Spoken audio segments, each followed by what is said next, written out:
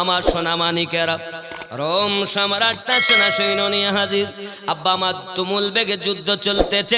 হে বাবাজি আমার, প্রথম নাম্বারে আপনার প্রথম সেনাপতি আমার নবী পাকের পালিত পুত্র যায়েদ বিন হারিস।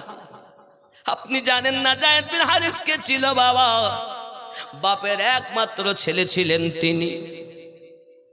যায়েদ বিন হারিস একমাত্র ছেলে তিনি। আব্বার সঙ্গে বেড়াতে গিয়ে মেলাতে ছেলে হারিয়ে যায়। মা কাঁদে, বাপ কাঁদে, খোঁজে বিভিন্ন দেশ বিদেশে খোঁজে, কিন্তু সন্তান খুঁজে খুঁজে পায় না বাবা। ওই সন্তান আস্তে আস্তে আস্তে আস্তে আমার নবী পাকের দরবারে এসে হাজির হয়ে যায়। আমার নবী পাকের দরবারে থাকে, আপনার কিনা আমার রাসূলের পাকের দরবারে থাকেন। আর কোথাও জানলা আমার নবী পাকের নুরানি চেহারা থেকে পাগলের নেয়। ঘর বাড়ি বিবি বাচ্চা সব ভুলে গেছেন, আমার নবী ছাড় কিছুই চেনেন না বাবা। সোনা মানিকেরা আমার, বাপ খুঁজে খুঁজে খুঁজে খুঁজে আপনার চলে এসেছেন মদিনাতুল মুনাওয়ারায়। আসার পরে সংবাদ শুনে লোকের মুখে, আয় যায়েদ বিন হারিস, তোমার পিতা হারিস চলে এসেছে তোমাকে নেওয়ার জন্য নবী পাকের দরবারে। বলে কোন দিকে? ওই দিকে আছে। আব্বাকে দেখতে পাবেন বলে, যেন আব্বাকে আমি না দেখতে পাই, কারণ আমি নবী ছেড়ে বাপের সঙ্গে যেতে রাজি না। যায়েদ বিন হারিসের জীবনের কথা বলছি। যুবক আমার, অন্য রাস্তা দিয়ে নবী পাকের দিকে আপনার রওনা দিচ্ছেন। হঠাৎ ওই রাস্তাতে বাপ এসে হাজির। বাপের চোখে বেটার চোখ পড়তেছে। হে বাবাজি আমার, অনেক দিন পর বেটাকে যখন বাপ পায় কি হবে?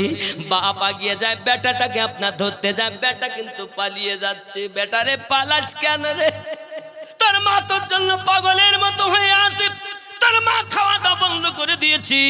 আমি ধনী মানুষ, এমন কোন দেশ নাই যেখানে আমি সেনা সৈন্য পাঠাই নাই।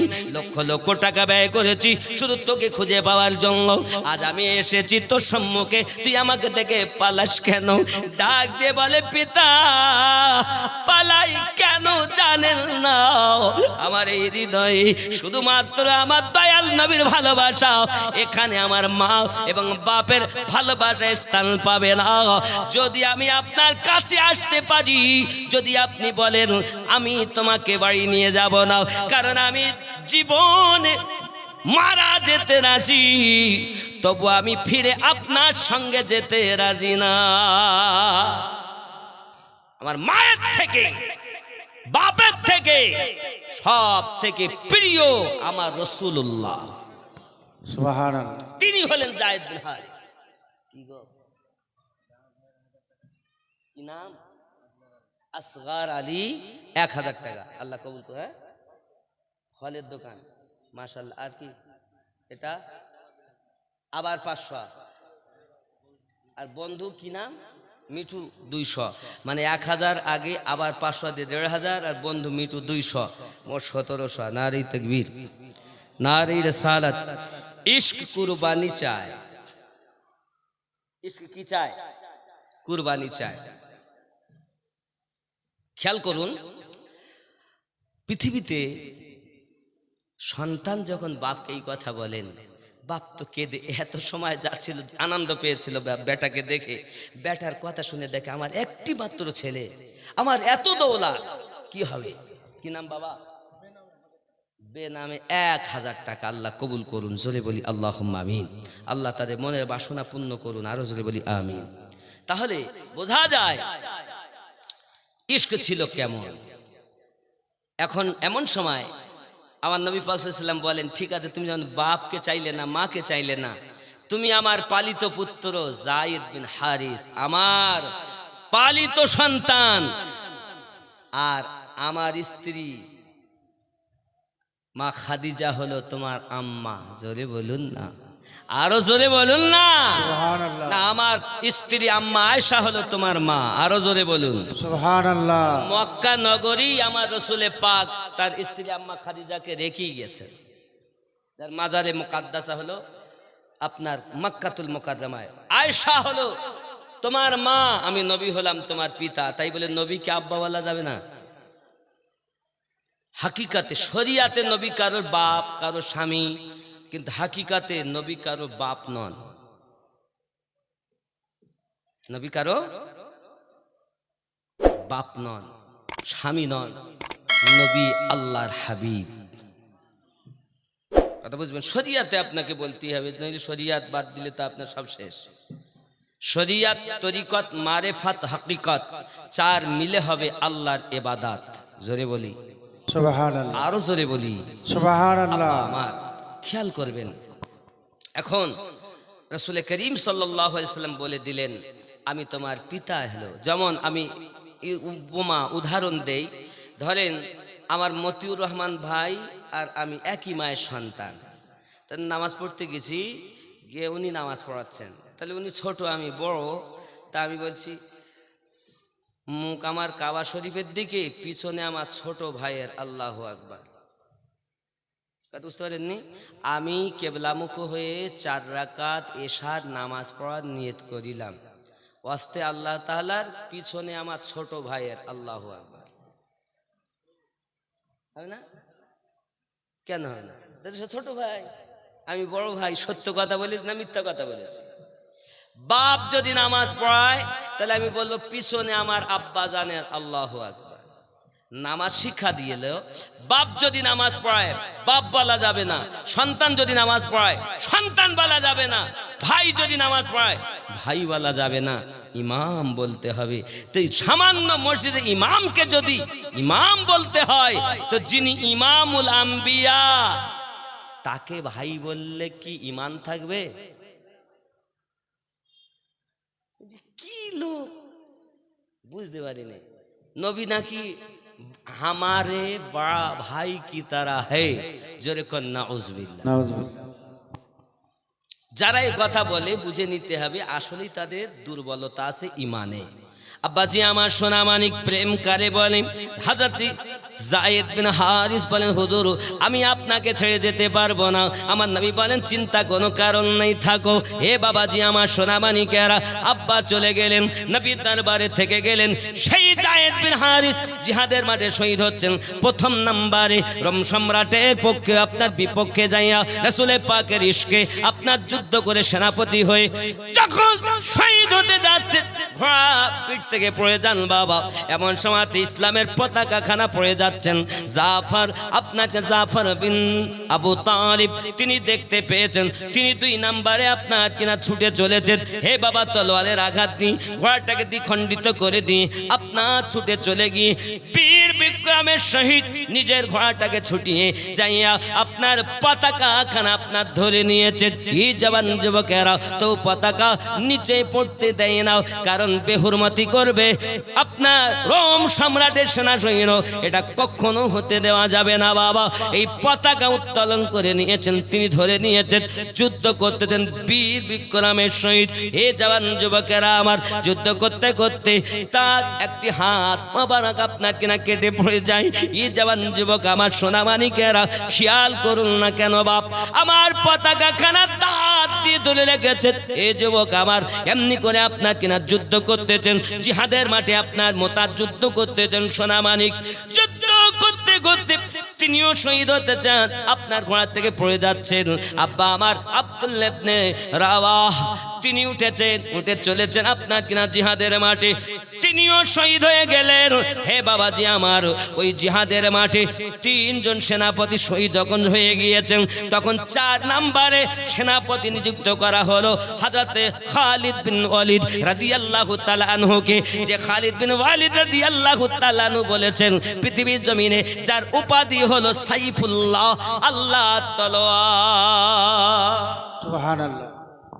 খালিদ বিন ওয়ালিদ যাকে আল্লাহর তলোয়ার বলা হয়। হযরত খালিদ বিন ওয়ালিদ রাদিয়াল্লাহু তাআলা আনহু বলেন আমি ওই যুদ্ধেতে 9 খানা তলোয়ার ভেঙেছি। কয়খানা? 2 লক্ষ সেনা 9 খানা তলোয়ার ভেঙেছেন তিনি যুদ্ধ করতে করতে। আর তলোয়ারে এই মোটা চর্বি, কাফেরদের চর্বিতে এইরকম মোটা হয়ে গেছে, তলোয়ার ভেঙে আধখানা হয়ে গেছে। সেই তলোয়ার নিয়ে যুদ্ধ করে ইসলামের জয় হয়েছে। সুবহানাল্লাহ। হযরত খালিদ বিন ওয়ালিদ রাদিয়াল্লাহু তাআলা আনহু এমন আশিক ছিলেন যাকে আল্লাহ তলোয়ার বলা হয়। তো হযরত জাফর তার সামনের দিকে 50 আর পিছন দিকে মিলে 90টা আঘাত। যুবক আমার, তীর তলোয়ার চলেছে সম্মুখে 50টার মতো আঘাত, সব সামনে দিয়ে। কাপুরুষ হলে পিছনে আঘাত খায়, রাসূলের আশিক হলে সম্মুখ দিয়ে আঘাত করে, সহ্য করে, যুদ্ধ করে। আব্বা আমার হযরতে জাফর বিন আবু তালিব রাদিয়াল্লাহু তাআলা শহীদ, পালিত পুত্র শহীদ, আব্দুল্লাহ শহীদ। নবী পাকের কাছে খবর এসেছে, আমার নবী ডুকরে কেঁদে উঠেছে। ছোট্ট ছোট্ট বাচ্চা জাফরের। রাসূল আমার একটা কাপড় দিয়ে, পাতলা কাপড় দিয়ে চেহারাটা ঢেকে নবী আমার চলেছেন। পাগড়ির ওপরে রুমাল দেওয়া নবী সুন্নাত। হায় হায়, নবী পাকের মাথায় পাগড়ি, পাতলা একটা রুমাল দিয়ে নবী ঢেকে চলেছেন।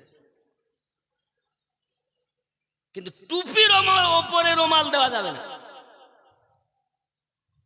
মানে টুপির ওপরে রুমাল দেয় না, এটা ঠিক না। কিন্তু পাগড়ির ওপরে রুমাল দেওয়া সুন্নাতে নবী। জোরে বলুন সুবহানাল্লাহ। জাফর বিন আবু তালিবের স্ত্রী বলেন, আমি আমার রাসূলে পাককে দেখছি, উনি আসছেন, আমি রুটি বানাচ্ছি। হায় হায়, প্রিয় নবী সাল্লাল্লাহু আলাইহি ওয়াসাল্লামকে আমি কিছু জিজ্ঞাসা করব মনে করছি, কিন্তু আমি জিজ্ঞাসা করতে পারছি না। এমন সময়তে সম্মুখেও যেতে পারছি না। আমার সন্তানগুলোকে আমার নবী ডাকলেন, তো বাচ্চাগুলো কে আগে যাবে নবীর কাছে? ছুটে এসেছেন। আমি রাসূল করিম সাল্লাল্লাহু আলাইহি ওয়াসাল্লাম জাফর বিন আবু তালিবের বাচ্চাগুলোকে মাথায় হাত বোলাচ্ছেন। প্রিয় নবী সাল্লাল্লাহু আলাইহি ওয়াসাল্লামকে বলছেন, হুজুর আব্বা কেমন আছেন? আমার নবী পাক সাল্লাল্লাহু আলাইহি ওয়াসাল্লাম বলছেন, কিছুক্ষণ আগে তোমার আব্বা জিহাদের মাঠে শহীদ হয়ে গেছে। আমার 3 জন সাহাবী সেনাপতি শহীদ হয়ে গেছে, তার মধ্যে তোমার আব্বাও আছে। বাচ্চাগুলো এক্ষুনি আনন্দ করতে করতে একদম শিল হয়ে চুপ করে বোবার মতো দাঁড়িয়ে গেছে। আয় হায়, ইয়া রাসূলুল্লাহ, ইয়া হাবিবাল্লাহ, বিদেশ থেকে আব্বা আপনার দরবার হয়ে আমাদের বাড়ি আসে। আব্বাকে বলেছিলাম, আব্বা সম্মুখে ঈদ, ঈদের জন্য আমাদের পোশাক কিনে এনেছেন, ভালো খাবার কিনে এনেছেন। ইয়া রাসূলুল্লাহ, ইয়া হাবিবাল্লাহ, আব্বা আমাদেরকে সান্ত্বনা দিয়ে বলে গিয়েছিলেন, বাবা তোমাদের হেফাজত তোমার মায়ের দায়িত্ব দিয়ে যাচ্ছে, আল্লাহ তোমাদের নেগেবান আছে, রাসূলুল্লাহ তোমাদের নেগেবান আছে। ইয়া রাসূলুল্লাহ, ইয়া হাবিবাল্লাহ, আব্বা হারা আমরা ইতিম হয়ে গেছে চিরজীবনের মতো। নবী গো, বাপ হারিয়েও তারা সবর করেছে। ইশক কুরবানি চাই। তুমি কি কুরবানি দিয়েছো? আশিক বলে দাবি করছে, আশিক হতে পারোনি। দাড়িটা যে রাখতে বলছি, দাড়িটাও রাখতে পারছো না, তুমি আশিক সেজেছো।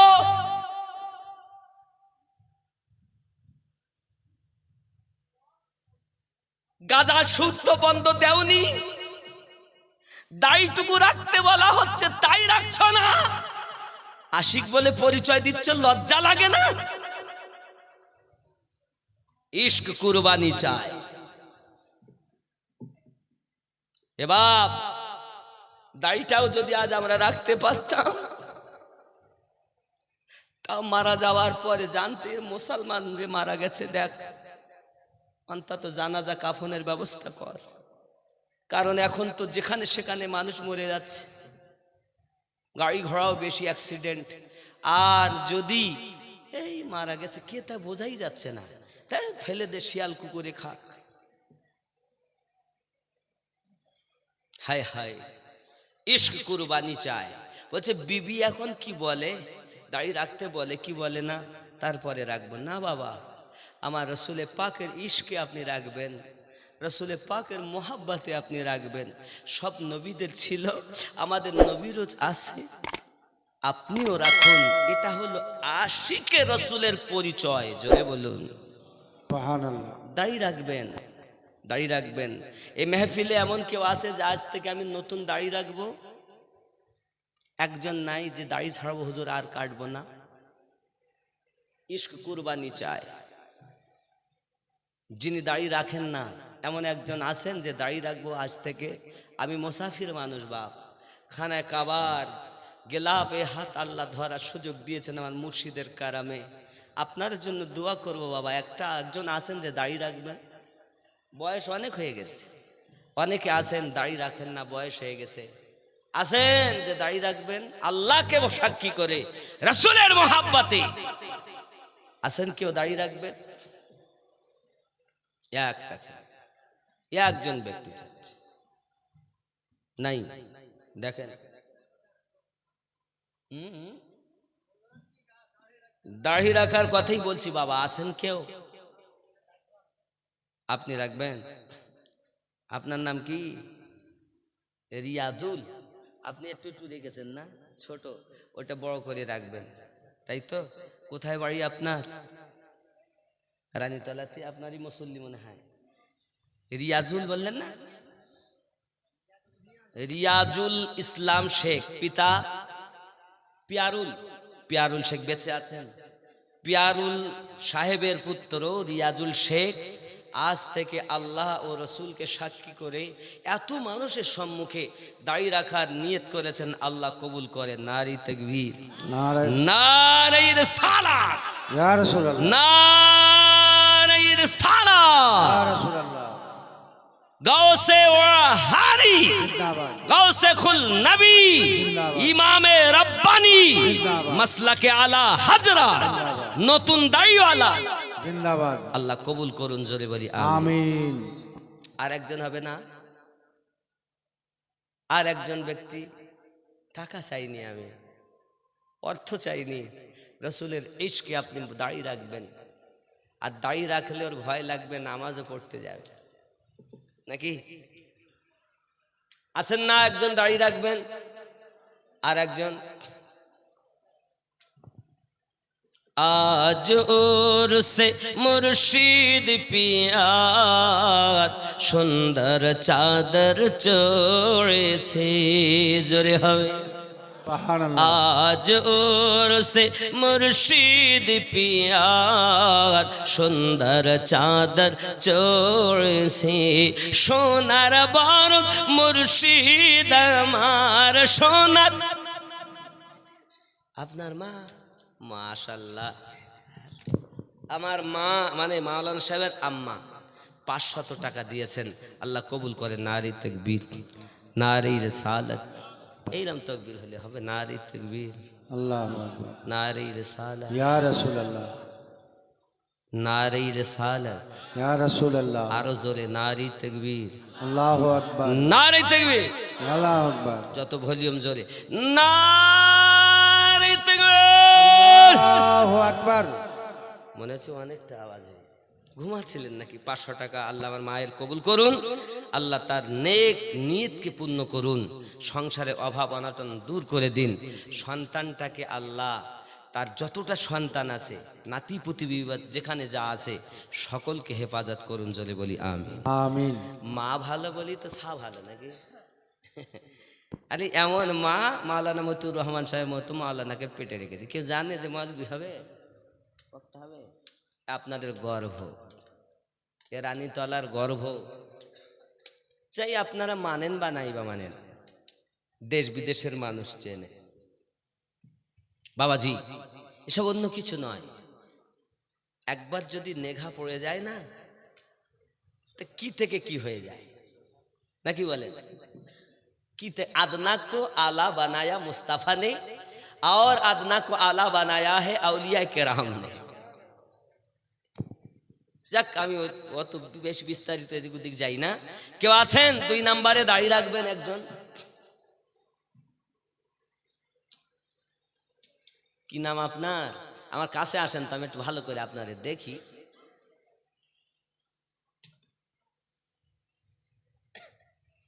এই দেখেন, সুবহানাল্লাহ।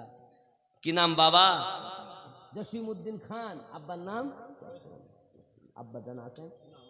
মরহুম রইসউদ্দিন সাহেবের, কয়সউদ্দিন সাহেবের পুত্র মোহাম্মদ জসিমউদ্দিন সাহেব। আজ থেকে দাঁড়িয়ে রাখবেন। খুশি না বেজার? খুশি না বেজার?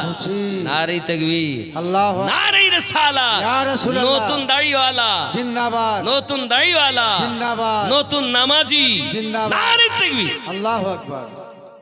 দুটো হলো, আল্লাহু আকবার। পাশাপাশি আমি 3 নম্বরে কি হবে দেখুন, যদি হয় হয় না, আবার টাকা পয়সা দিবেন, দিয়েছেন, দিচ্ছেন, দিবেন, অবশ্যই দিবেন আপনারা। আমি চাইবো 2-5 মিনিট আপনারা দিবেন, কিন্তু আপনারা এখন দাড়ি যাচ্ছে, আমি দাড়ি। বিবি আপনার কবরে যাবে না, আমিনউদ্দিন আপনার কবরে যাবে না, তবে রাহমাতুল লিল আলামিন আপনার কবরে আসবেন।